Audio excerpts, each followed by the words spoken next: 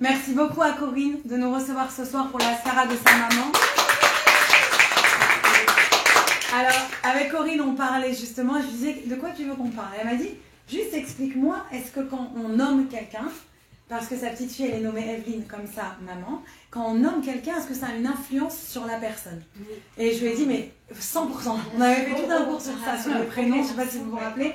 On avait justement expliqué que les âmes, après, tu les connectes. C'est pour ça qu'il y a tellement de gens qui donnent les noms des tzadikim, et que tu retrouves chez les rabbats, tu dis Menachem, t'as la moitié de la classe qui se lève, et encore la moitié, je suis gentille. Parce que justement, il y a vraiment un effet qui va directement dans le prénom. Et j'ai trouvé une histoire. Bon, il y a une petite partie d'histoire un peu rassera, donc passez là. Mais j'ai trouvé que je suis tombée dessus aujourd'hui, j'ai dit c'est Mina Shamaï, parce que tu m'as demandé de parler de ça. J'ai dit, faut absolument que je raconte cette histoire. C'est une histoire qui s'est passée avec Rabbi Levi Yitzhak de Berditchev. Je m'excuse, je vous adore, c'est pas que je donne pas le lot. Avec Rabbi Levi Yitzhak de Berditchev, qui était un tellement grand sadique. Et une de ses fonctions, c'était d'être un Moël, de faire la Brit Mila aux enfants. Et Rabbi Levi Yitzhak de Berditchev, il adorait faire les mitzvot très vite. Il y a toute une idée que quand on doit faire une mitzvah, on ne doit pas attendre.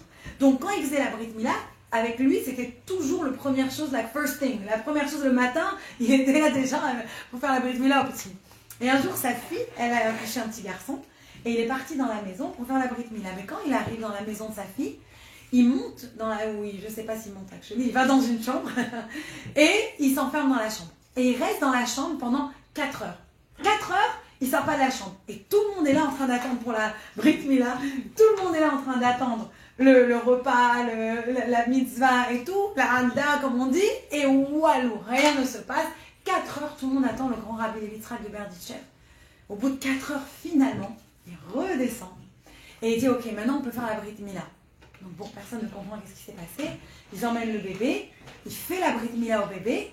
Et la coutume, elle est que quand on termine la Brit Mila, le Moël ou le rabbin qui est à côté, il se tourne vers le papa, il demande c'est quoi le prénom de l'enfant, et il répète le prénom à voix haute. Mais là, Rabbi Levi Yitzhak de Berditchev, il fait la Brit Mila, et après, automatiquement, il continue avec la bracha du prénom, et il annonce, et on appelle le bébé Yehuda Leib. Il nomme le bébé sans, et le père, il le regarde, genre, le père, il avait prévu un autre prénom. C'est quoi ça? Qu'est-ce qui se passe? Alors, le gendre, il était plutôt sympathique avec son beau-père. Mais il a dit, c'est pas normal, il nous fait attendre 4 heures, les 3 quarts des gens ils sont déjà partis, et en plus de ça, il donne lui le prénom à l'enfant. Il dit, on comprend pas, donc il va voir son beau-père, une fois que tout le monde s'assoit pour manger, qu'il a rendu le bébé à sa femme, je lui dis, qu'est-ce que ça? J'avais prévu un autre prénom, depuis quand tu nommes le bébé pour moi? Il lui a dit, assis-toi, je vais te raconter une histoire. J'adore quand les rabbins disent ça, il y a toujours une histoire. Assis-toi, je te raconte une histoire. Il s'assoit, et il a appris avec Rabbi Levi Yitzhak de Berditchev à pas assumer les choses, donc il dit écoute, j'écoute.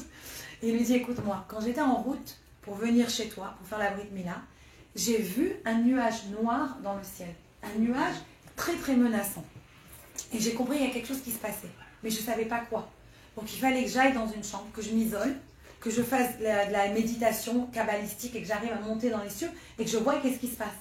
Et j'ai vu qu'il y avait un grand sadique qui s'appelait Rabbi Yehuda Leib qui quittait le monde. Sa neshama, elle quittait le monde et elle montait dans les cieux, elle montait vers Hachem. Et dans le monde, dans le ciel, on l'attendait avec impatience. C'était un grand saint. Tout le monde l'attendait avec impatience. Et là, j'ai vu quoi? Comme chaque personne, elle passe, et ça c'est le moment rasra, je vous ai fait un petit trigger warning. Le moment rasra, c'est quand une personne, elle quitte le monde, une petite seconde, une petite minute, elle passe par le Gehinam, par l'enfer. Et juste pour que son âme, elle se purifie, etc. Et vraiment, les personnes qui sont vraiment mauvaises, elles restent un peu plus longtemps dans la fournaise de l'enfer. Et donc, il dit que lui, c'est comme c'est un grand sadique, un grand saint, il est juste passé par le couloir, par le pont comme ça, il est passé pour aller directement au Gan Eden, pour aller directement au paradis.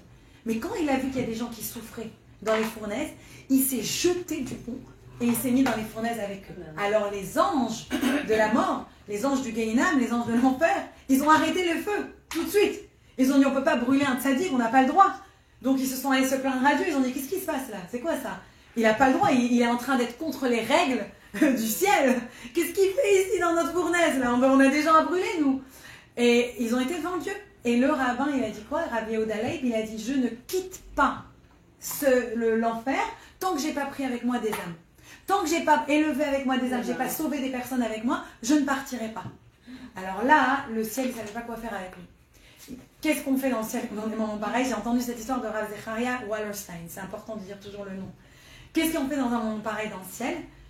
On voit la personne. Si la personne c'est une menteuse et dans sa vie elle a menti, alors c'est pas grave, on la dégage parce que de toute façon c'est une menteuse. Mais si la personne elle dit la vérité, on ne peut pas la laisser mentir.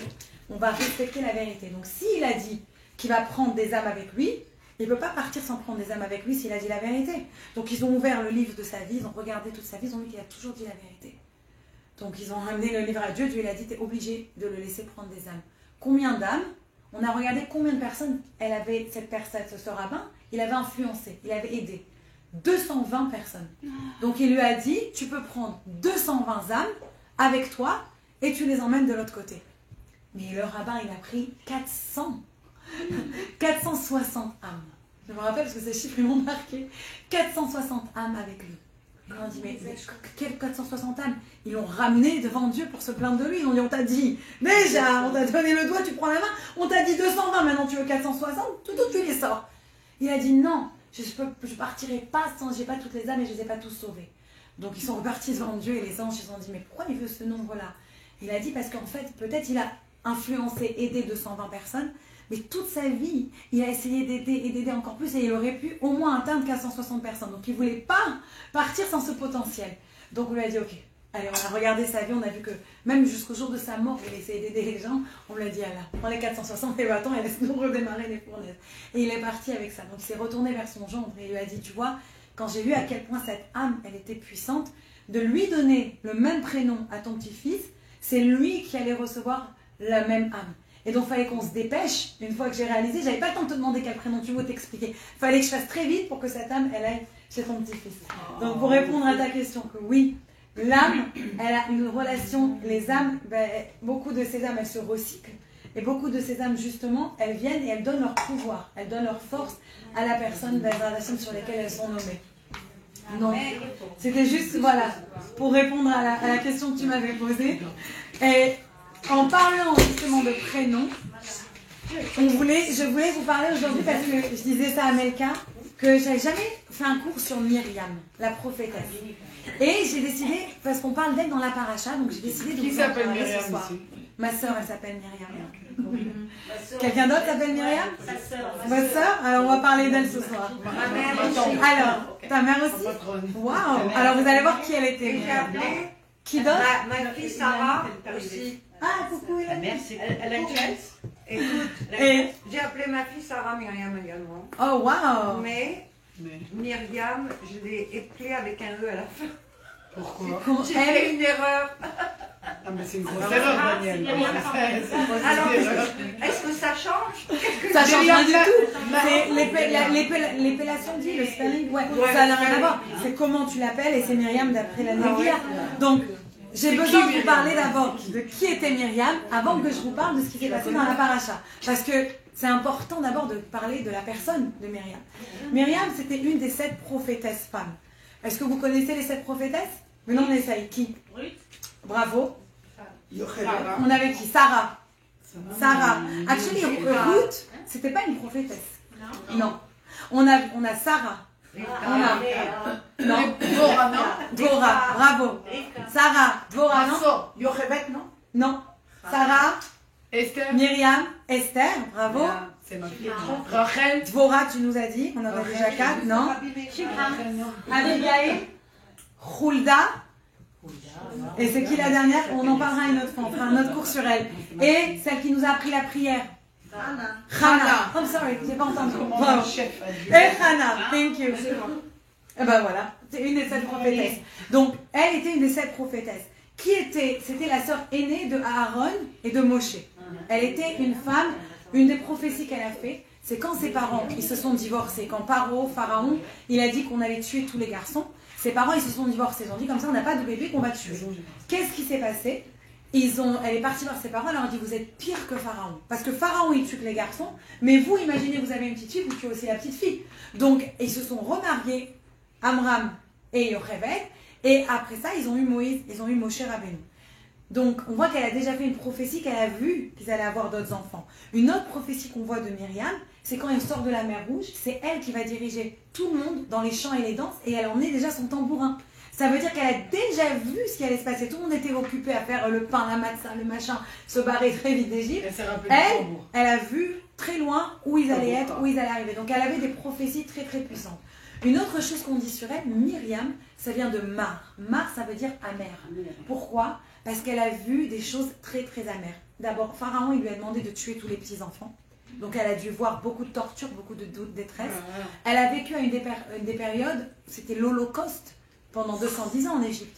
On forçait les Juifs à travailler, on tuait les enfants. Il n'y a pas besoin de vous faire plus de dessins que ça.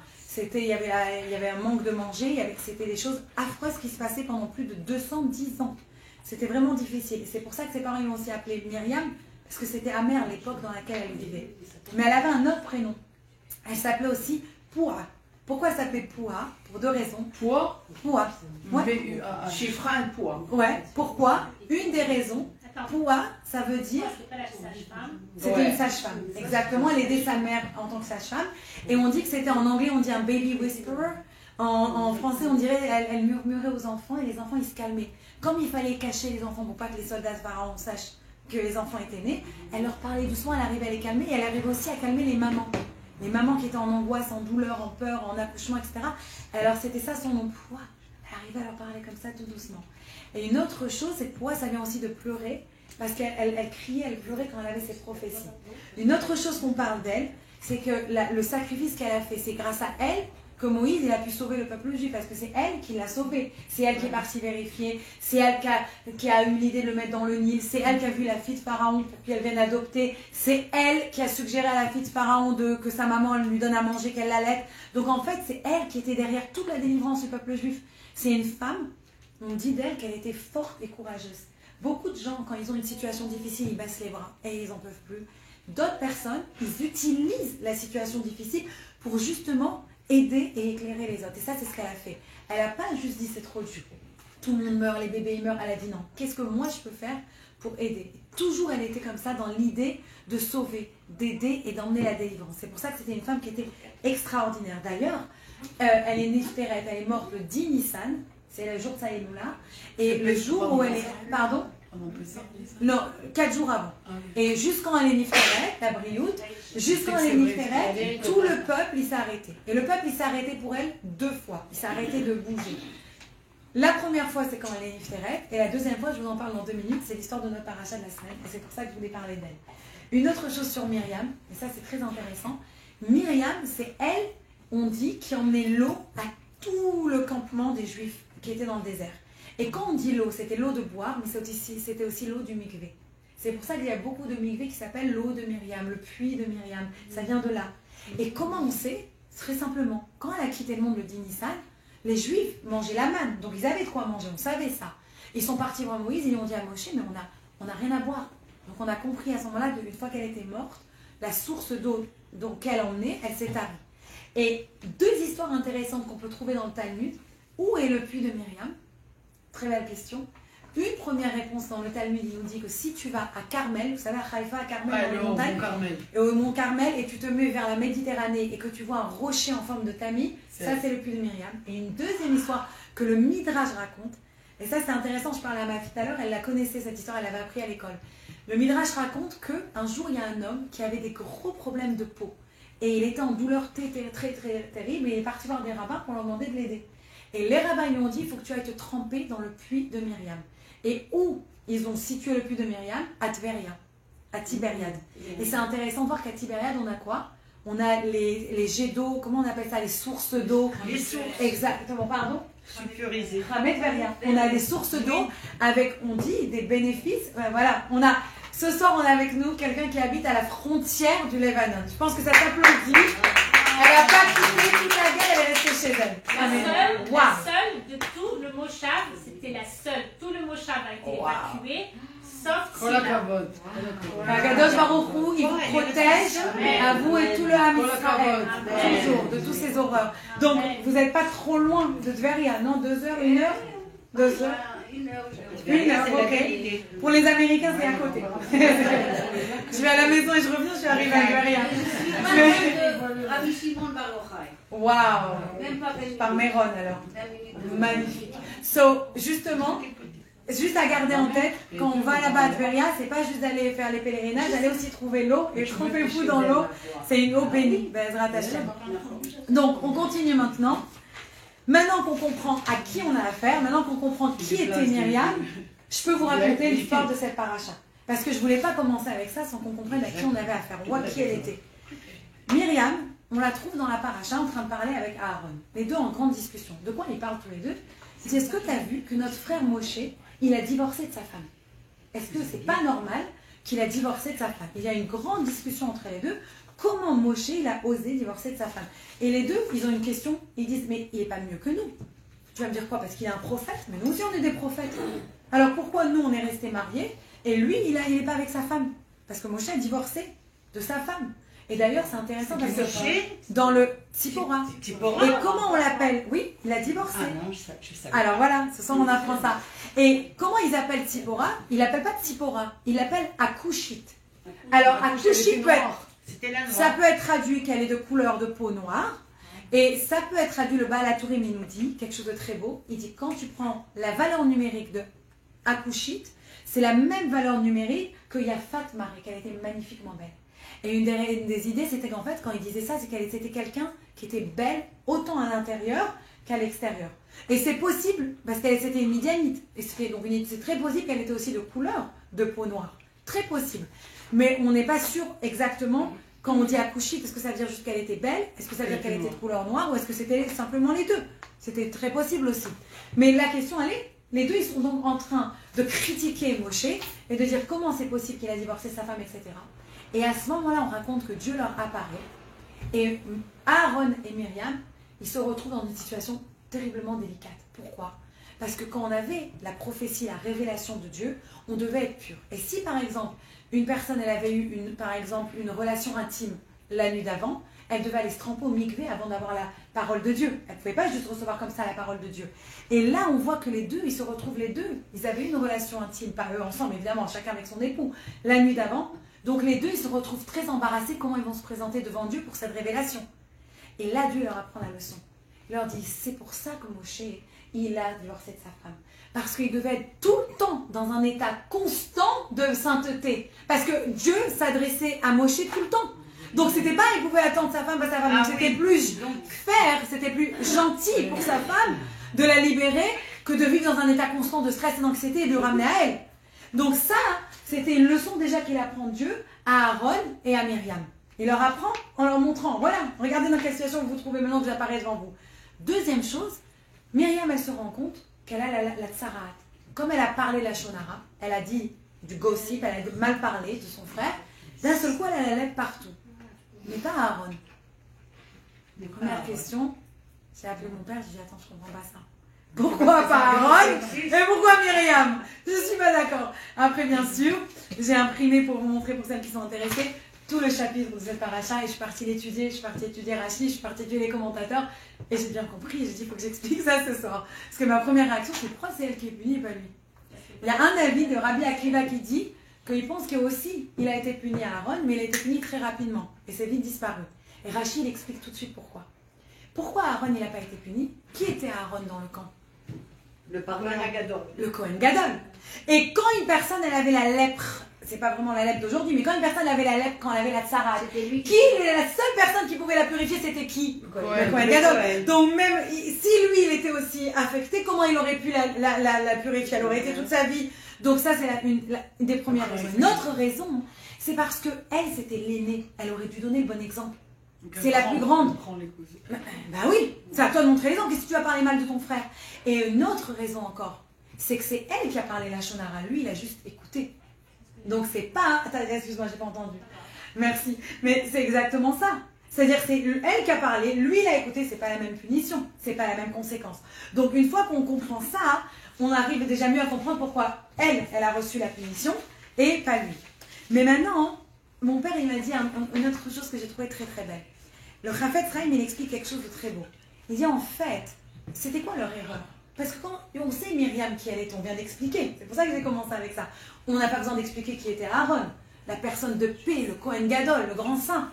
Alors, comment deux personnes comme ça, on peut regarder qu'ils ont fait quelque chose de négatif? Ça ne va pas avec la personnalité.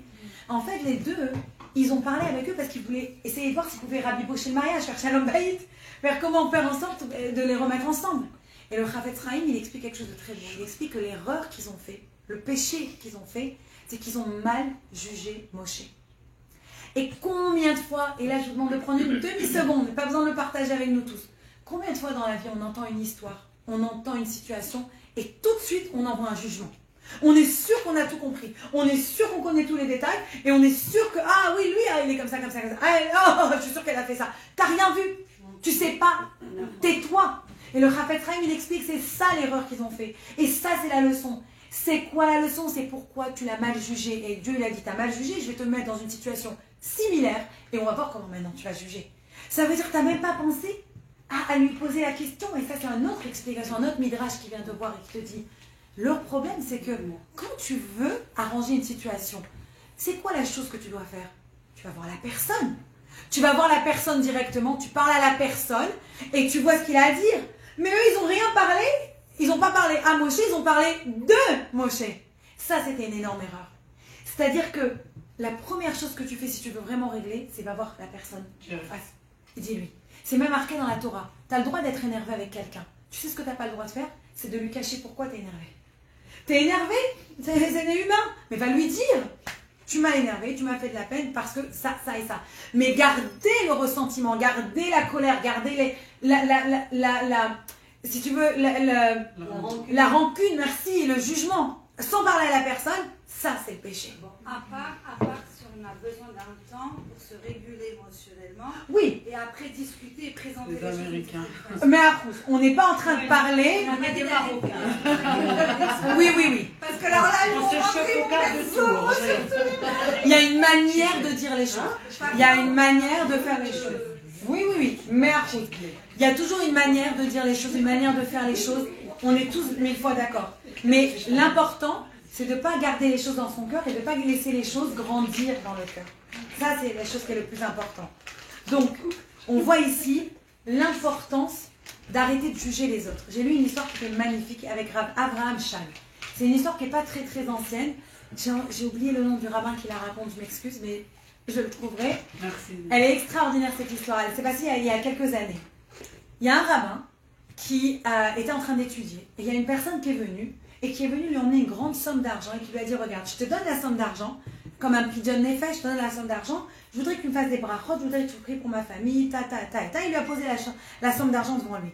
Il était en train d'étudier le rabbin et tout, il prend la somme d'argent, il la met dans l'armoire, il finit son étude, et il n'y avait que lui et la femme de ménage à la maison, et il cherche la somme d'argent partout, il ne la trouve pas. Il dit, waouh, il dit, il n'y avait que moi et la femme de ménage, c'est elle qui a volé. C'était une femme juive. Hein. Et elle dit, c'est sûr que c'est elle qui a volé. Mais, j'ai pas de preuves. Et j'ai pas envie de lui faire honte. Alors je vais rien dire. Qu'est-ce qu'il a fait? Parce que la somme d'argent n'était même pas à lui, elle était pour la tzedaka, pour la yeshiva, etc. Il a emprunté la même somme d'argent. Il était pauvre, maintenant c'est pas quelqu'un de riche. Il a fait un emprunt, un loan, il a pris la somme d'argent, il a emprunté, et pendant des années de sa vie, il remboursait cet argent. Jusqu'à ce qu'un jour, je ne me rappelle plus s'il devait déménager, partir de chez lui, où il a cherché, il est tombé sur cette somme d'argent. Il a dit, mais c'est pas possible. Elle était là tout ce temps. Et moi qui a pensé que c'était la femme qui m'avait volé. Il est parti appeler la femme, il est parti la voir. Il a dit, je voudrais te demander un grand pardon. Elle a dit, un pardon de quoi? Et on lui a raconté, il lui a dit, mais tu m'avais rien dit, je ne savais même pas. Et tu as emprunté l'argent et tu as payé, y a rien, tu n'as rien fait contre moi, quel pardon? Il lui a dit, non, toutes ces années dans ma tête, j'avais pensé que c'était toi. Ouais. Donc sur ça, je voudrais te demander pardon. Alors elle a dit, dans ce cas-là, je te pardonne, à une seule condition. Elle a appris, et c'est quoi? Elle n'avait jamais eu d'enfant, elle était déjà âgée. Elle a dit, tu me fais une bracha pour avoir un enfant, et là, je te pardonne. Il lui a fait une bracha et elle a eu un enfant. Et pour vous montrer à quel point la personne, elle n'avait même pas dit, elle avait que pensé. Et déjà, quand tu es à ce niveau-là, comment tu te sens que c'est tellement important. Et autre chose, une autre histoire qui est magnifique, que je vous ai sûrement racontée, mais que j'adore cette histoire. C'est de la bar mitzvah? Non, de Mar Ukva. Ah, elle est très belle celle-là aussi. Mar Ukva qui est dans le Talmud. Il y avait un couple qui s'appelait Mar Ukva et sa femme. Et les deux, la grande mise qu'ils faisaient, c'est qu'ils donnaient à manger à tous les pauvres de la ville. Mais comment ils donnaient à manger? Ils ne voulaient pas qu'on sache que c'était. Ils ne voulaient pas faire honte. Imagine quelqu'un va te donner à manger, après il t'ouvre dans la rue. La chouma, quoi. Donc ils voulaient être discrets. Comment ils faisaient? Ils posaient devant la porte et ils se sauvaient vite. Et personne ne les voyait. Mais il y a une personne qui voulait dire merci. Alors un jour, elle a dit, à chaque fois je les rate, mais je voudrais dire merci. Je sais qu'ils viennent vers 5-6 heures du soir. Je vais attendre derrière la porte. Dès que j'entends qu'ils déposent le manger, l'argent, j'ouvre la porte et je dis merci. Elle attend, eux ils viennent, ils posent l'argent, boum, elle ouvre la porte, ils se sont tournés parce qu'ils ont dit on ne veut pas le faire, on ne veut pas qu'elle nous voie. Et vas-y, on met la femme qui commence à courir dans toutes les rues. Et la femme derrière, attendez, je veux dire merci. Elle dit non, ça va me court. Parce qu'ils arrivent à un cul-de-sac, il n'y a plus rien. Devant eux, c'est fermé, il n'y a que le four public de la ville qui était allumé tous les matins pour manger, pour brûler le pain. Et le soir, c'était éteint, mais c'était encore chaud, brûlant. Et qu'est-ce qu'ils font? Ils ont dit pour pas faire honte à quelqu'un, ils sont rentrés dans le four. Maintenant, le mari, en train de se brûler. La femme, nickel, relax, avec comme les hindous là qui passent sur les charbons ardents. Elle est parfaite, pépette, tranquille. Il dit c'est pas possible. Il dit bien, mais mets-toi sur moi. Elle met ses pieds sur ses pieds, ses mains sur ses mains. Et grâce à ça, ils brûlent pas. Ils sortent du four comme ça. Au bout de quelques temps, la personne est partie. Pour montrer à quel point on ne peut pas faire rentrer à quelqu'un, ils étaient prêts à se brûler. Et il se tourne vers sa femme, il dit toi t'as pas brûlé, moi j'ai brûlé. Pourquoi? Ils ont réalisé qu'en fait lui toujours il donnait de l'argent et il donnait en fait aux gens, mais les gens ils devaient encore travailler pour aller échanger ça, acheter à manger, alors que elle préparait des choses toutes prêtes que les gens avaient besoin et elle leur amenait déjà toutes prêtes. Donc elle avait déjà un niveau supplémentaire. Mais le point de cette histoire, c'est pas ça, le point de cette histoire, c'était pour pas faire honte aux gens. À quel point on voit ici, on revient sur cette idée-là de Myriam, de juger, de parler, c'est tellement facile à notre époque. Une rumeur, elle vient et elle vole. T'entends, mais une elle a dit ci, une elle a dit ça, une elle a machin. Dans le Zoom, il y avait un Zoom à l'école, et maman, carrément, la chutzpah, elle a demandé, j'ai entendu cette rumeur, alors quelle rumeur est vraie? Non mais je crois pas. Ah non, ouais, mais pourquoi t'as besoin de savoir? Et si c'est une rumeur, t'as pas besoin de la savoir. Une rumeur, c'est quoi? C'est une rumeur. Oui, c'est beau d'aller enseigner la shonara et machin, mais fais-le toi-même, applique-le. On va valider une rumeur. Mais oui, valider une rumeur, laquelle rumeur elle est vraie? Non mais j'ai vu ça, j'ai répondu. Qui tu es pour valider? Non mais excuse-moi, mais toute l'idée qu'on t'apprend c'est de te taire et d'arrêter de parler des rumeurs, et toi tu vas et tu veux que savoir la rumeur. Et je voudrais juste continuer maintenant sur une autre idée qui est très très belle, c'est que tous les jours, on a des choses qu'on doit se rappeler. Par exemple, on doit se rappeler de Amalek, du mal qu'il nous a fait. D'accord? Une chose qu'on doit se rappeler, c'est quoi? On doit se rappeler, Zachor et Asher Asa Hashem Elokecha les Myriam. Rappelle-toi ce que Dieu, il a fait à Myriam. Qu'est-ce qu'on aurait dû dire? Rappelle-toi ce que Dieu a fait à Myriam. Qu'est-ce qu'on aurait dû vraiment dire? Rappelle-toi quoi? Ce que Myriam a fait. Merci. Rappelle-toi ce que Myriam, elle a parlé, ce que Myriam, elle a fait, ce que Myriam... Pourquoi rappelle-toi ce que Dieu, il a fait à Myriam? Pour ne pas faire ce qu'elle a fait. Qui a fait quoi ici? Et la réponse, elle est très très belle. C'est une autre réponse que je voudrais vous donner parce que j'entends tout le temps cette question. Dieu, pourquoi il a puni Myriam? Puni, c'est un grand mot. Parce que quand Dieu il donne quelque chose à quelqu'un, c'est pas pour punir. C'est juste pour apprendre, pour avancer. C'est une leçon plus qu'autre chose. Mais pourquoi Dieu il a fait ça pour Myriam? Parce que Akadosh Baruch Hu, quand il regardait Myriam, elle était extraordinaire. Imaginez ce mur blanc. Et moi, je viens, et donc n'aie pas peur, Corinne, je ne vais pas le faire. Je prends un coup de pinceau rouge, de peinture rouge, et je la mets comme ça au milieu du mur de Corinne. Vous allez voir quoi? Que le rouge. Tout le blanc, plus personne ne va le voir. Tu vas voir que la tache, ça va te rendre folle. Tu sais, comme tu as un tableau, à l'époque, on avait le tableau avec les craies. Tu avais le trait blanc de la craie, ça te rendait ouf, fallait que tu ailles l'effacer. Maintenant, tout le tableau, il était noir, mais tu voyais quoi? Le point. C'est vrai ou faux? Alors, un tzaddik, c'est pareil. Un tzaddik, il est tellement pur, il est tellement tzaddik, il est tellement sain, il est tellement raffiné, que même chaque petite chose qu'il fait qui n'est pas parfaite, Dieu, il va tout de suite réagir. Et là, on apprend une leçon très importante. La question qu'on entend tout le temps. Mais pourquoi Dieu, il punit pas cette personne qui fait tellement de mal, et moi, qui fais tellement de bien, Dieu, il m'a envoyé cette épreuve? Combien de fois j'entends ça? J'ai étudié avec une femme, par exemple, on a étudié sur pourquoi on se couvre les cheveux. Et on étudiait une lettre du rabbi où il expliquait du Zohar, il sortait toutes les sources à la personne, que quand une femme, elle se couvre les cheveux, ça emmène à sa famille la bracha, ça emmène la parnassa, ça emmène le nachat des enfants, tellement de choses. Et une femme, elle a écrit au rabbi, mais je ne comprends pas. Tout ce que vous dites, Moi, je connais ma copine, elle fait rien de tout ça, et elle a la parnassa, elle a le nachat, elle a le shalom bayit. Alors, et le rabbi lui a répondu ce qu'on apprend maintenant dans cette paracha. Le rabbi lui a dit, on ne peut pas juger les autres. On ne connaît pas la vie des autres. Tu vois des histoires et tu vois des familles et tu vois, oh, tout magnifique. Mais tu sais pas qu'est-ce qu'il y a derrière la porte. Tu sais pas quelle épreuve la personne elle est en train de vivre. Tu sais pas quelle épreuve elle a traversée.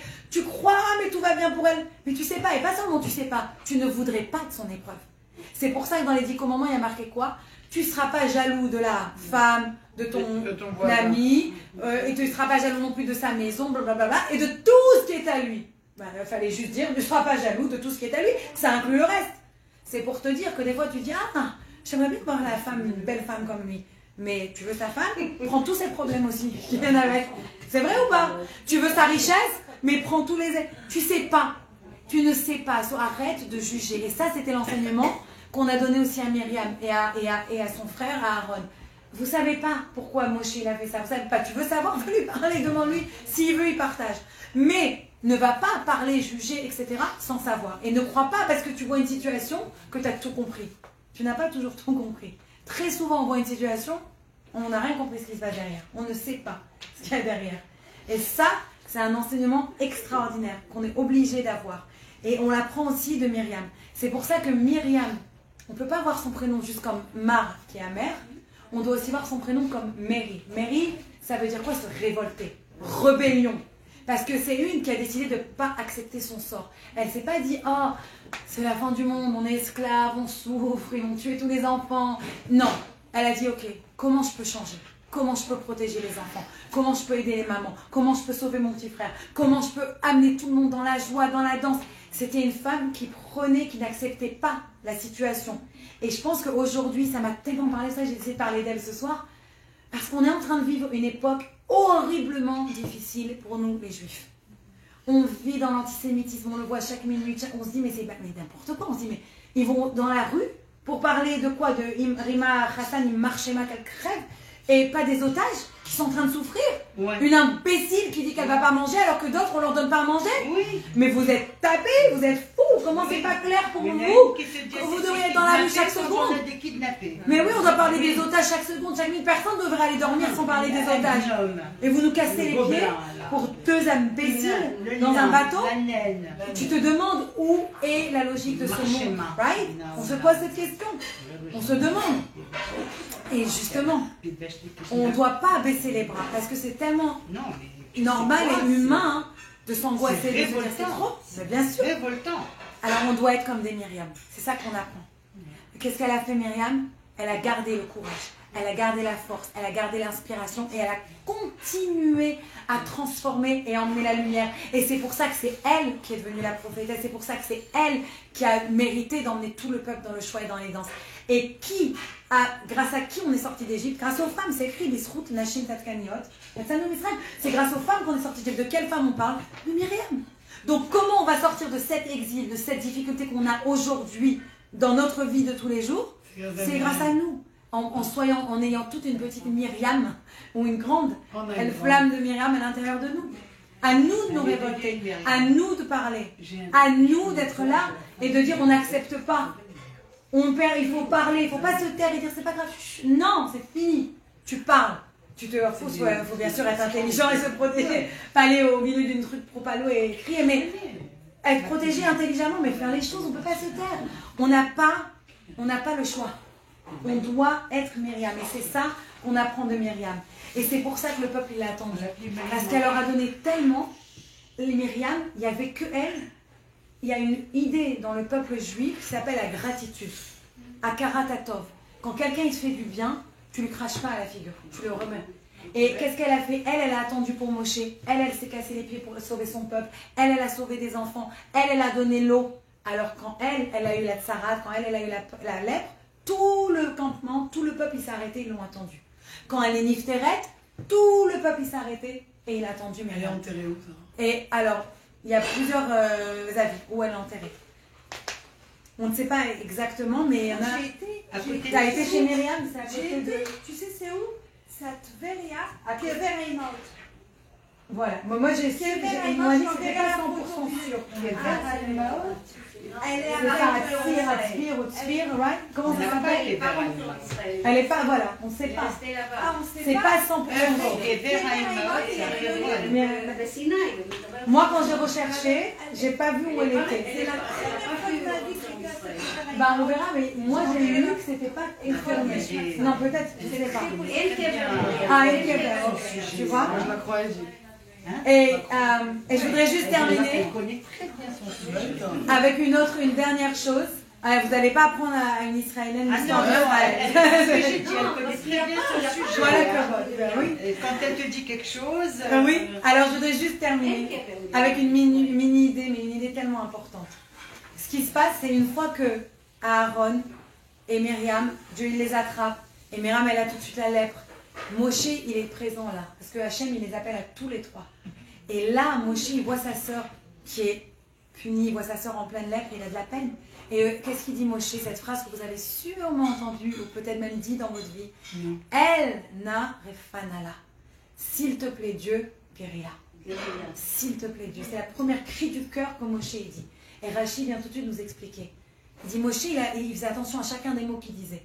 D'ailleurs, il a fait attention de faire une très petite demande à Dieu, pas longue tefila. Pourquoi? Il ne voulait pas que les gens ils disent ah, pour sa sœur il prie 3 heures et pour les autres il n'a pas le temps. Et c'est important de savoir quand tu as une position publique, quelle image tu donnes. Une petite parenthèse. Mais pour revenir juste à cette idée, Rachid explique quelque chose de magnifique. Il dit quand tu demandes quelque chose à Dieu, tu ne vas pas et tu dis Refana, guéris-le. D'abord tu parles à Dieu et tu dis des mots de bonté, tu dis des mots de reconnaissance. Elle, c'est toi mon Dieu, s'il te plaît. Après, tu dirais Fanala. Et ça, c'est un enseignement. On a parlé tout le cours comment c'est pas bien de parler mal, mais là, on apprend comment on doit parler bien. Parce que toujours dans la vie, vous gagnerez plus à vous concentrer sur le positif que se battre contre le négatif. Toujours. Toujours. Alors qu'Akadosh Baruch Hu, elle n'a Fanala tous les otages. Amen. Qu'Hachem, il envoie la guérison à tous nos otages. Amen. Vite, vite, vite à la maison. Hachem. Que tous nos Chayalim qui ont donné leur vie, qu'Hachem, je sais ça, eux, ils sont déjà au Gan Eden.